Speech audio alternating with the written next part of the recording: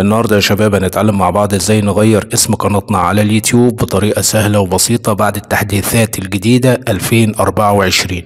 قبل ما تغير اسم قناتك بس لازم تعرف خطوة مهمة جدا ولازم تنفذها قبل تغيير اسم قناتك على اليوتيوب. الخطوة المهمة جدا اللي انا اقصدها ان لازم قبل ما تغير اسم قناتك على اليوتيوب تكون مختار اسم يكون فريد من نوعه، يكون الاسم ده مش موجود على اليوتيوب.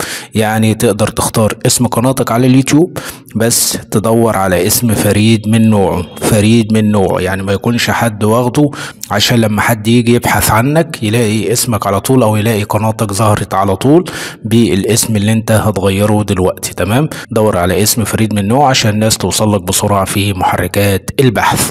اول خطوة هنعملها طبعا عشان نغير اسم قناتنا على اليوتيوب، هتفتح اليوتيوب بالشكل كده من خلال الهاتف بتاعك، بعد كده تضغط على صورة القناة، بعد كده تبدأ برضو تضغط على صورة القناة.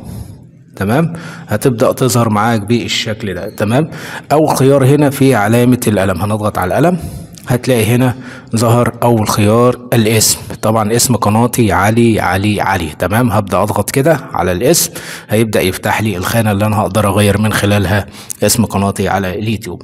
لو لاحظنا هنا يا شباب بيقول لك مرئي للجميع على اليوتيوب، ستظهر التغييرات التي تضطر على اسمك في اليوتيوب فقط، يمكن تغيير اسمك مرتين خلال 14 يوم. يعني أي تغييرات هتعملها هنا أو هتغير اسمك من خلال اليوتيوب فهتظهر للجميع على اليوتيوب فقط. تمام، هنا بيقول لك فقط يمكن تغيير اسمك مرتين خلال 14 يوم. معنى ايه الكلام ده؟ معنى ان حضرتك تقدر تغير اسم قناتك مرتين كل 14 يوم، تغير اسم قناتك مرتين كل 14 يوم. يعني انا جيت غيرت اسم قناتي دلوقتي، تمام، وجيت بعد ساعة غيرته، تمام، هاجي اغيره للمرة الثالثة مش هتغير معايا، لازم انتظر 14 يوم.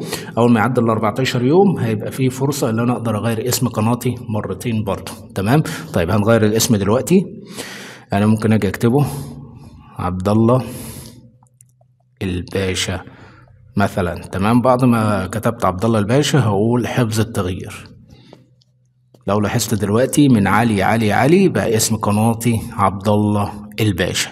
اتمنى اكون وصلت لك المعلومه بشكل سليم. لو عجبك الفيديو لا تنسى الاشتراك في القناه وتفعل زر الجرس على الكل، واشوفك في فيديو جديد. واي استفسارات سيب لي كومنت اسفل الفيديو، احنا بنساعد بعضينا كلنا. ولو زي ما قلت لحضرتك في مشكله واجهتك ابعت لي كومنت وانا برد على كل الكومنتات. تمام، ونتواصل خاص لو في اي مشكله مع بعض. اشوفكم في فيديو جديد، السلام عليكم.